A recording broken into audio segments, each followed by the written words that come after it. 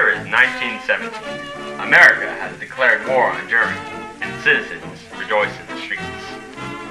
Originally, Americans did not want to partake in the war, but these strong feelings faded when they heard of German atrocities in Belgium and Lusitania.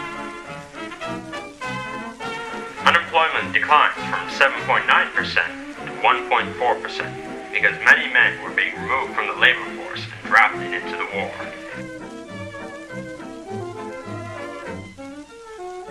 People who joined the war effort were between the ages of 16 and 35. Most of those who were of higher rank were in their 50s. Here, soldiers learned pugilism as part of their basic training.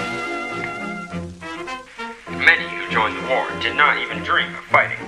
John Pershing, for example, had to abandon his vocation of lawyer to serve the country. Those who failed in school were offered an escape when World War I emerged, due to the new demand of soldiers.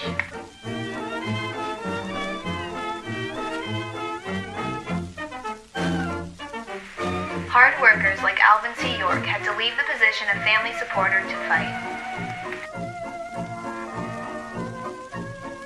Because cadets were considered the lowest form of military life, they suffered harsh punishments. One recruit in particular was forced to eat a spider because he did not clean a gun turret completely.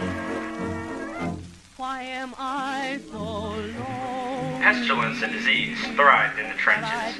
Myriad amounts of rats multiplied because soldiers would not discard leftover food, and the rats constantly sought more refuse.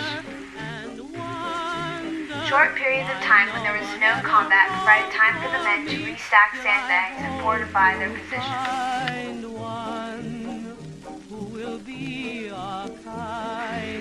Life in the trenches was extremely uncomfortable due to the fact that there was nothing to protect the soldiers from the cold or sound of firearms. Areas with no ceasefire drove some soldiers into a state of shell shock, a condition that was caused by the never-ending sound of artillery fire.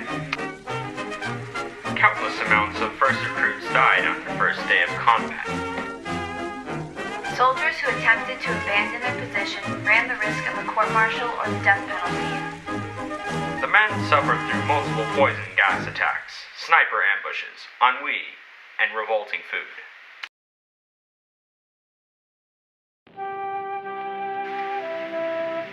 Soldiers who returned home were welcomed by friends and family and were lauded for their duties.